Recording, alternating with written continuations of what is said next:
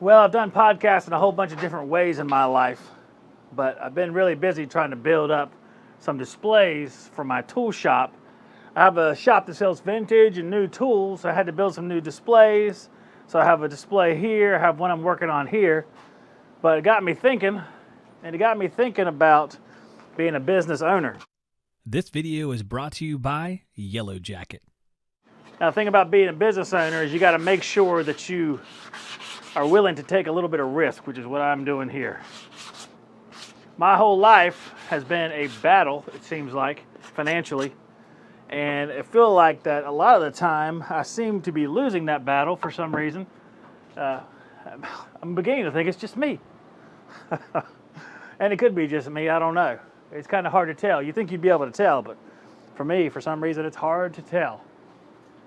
So I'm slogging away at this thing, but I'm making this big push to do the best job I can and making sure I have this store as good as I can possibly get on the budget that I have. That's why you see so much wood here that got taken off of other things at my house. Furniture that was old and decrepit that I cut apart to use boards from. Basically, I took whatever I could from wherever I could, and I used it to make what you see here and what you see over here, which is a shame because you can't see I made the American flag here. But let me turn the camera over here. There's another table right there, but it's got a towel on it. But underneath is the American flag, and it has 1776 written on it where the 50 stars go, because that's how I could do it. I didn't have the means to make 50 stars in a reasonable amount of time, so I bought a template that had the 1776 on it.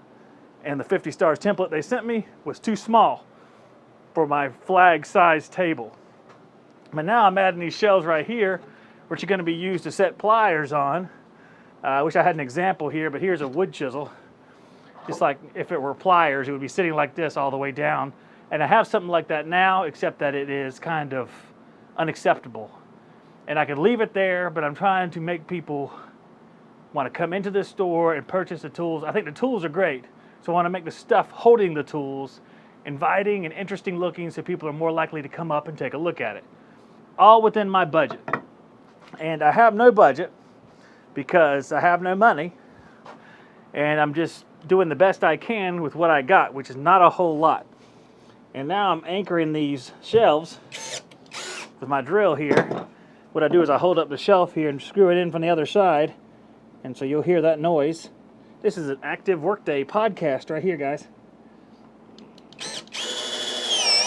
It doesn't have to be good all the way down to the end because I just have to have it level right here, then I'll get it level on the other end when I walk around to the other side. And a lot of you know me as an air conditioning tech, but I've been using tools since I was a kid. I've always loved tools. I've always loved using them. I've always loved everything about them. And so selling them at a little store is natural to me. Got our next screw right here. These are my hyper tough drills. People can judge me. I don't care. If something works well and people won't use it because of some kind of judgment that they're going to make, hey, that's their fault, right? Hyper Tough has been real good. These 12-volt drills have been great. I mean, they're not as powerful as the M12 fuel, but they're more powerful than the regular M12, which is pretty good. And they cost about twice as much. And now that it's screwed on both ends, I can put the screws in the middle without very much effort. I'm just using little drywall screws. I use them all the time. And this whole thing will be painted, so it'll look precious and beautiful. Not sure what color. Part of it's already black, but that's from painting it before. I need one more shelf, but I'm out of boards for this, so I'm going to have to go scavenge around. But this is what I'm talking about. You have to be willing to sacrifice. You have to be willing to take a risk. And that's the thing. The risk may not pay off, and you may end up worse than before, which in my case is a big risk because I'm not all that well off right now. But the store has been doing well. It's been making a decent amount of money. Makes a lot more money than I make on YouTube, that's for sure. And I hope it keeps increasing. Hope that YouTube money keeps increasing too. Hit a like and comment, guys. Comment on the video and subscribe. But, I mean, whatever. This is America. Do whatever the hell you want to do.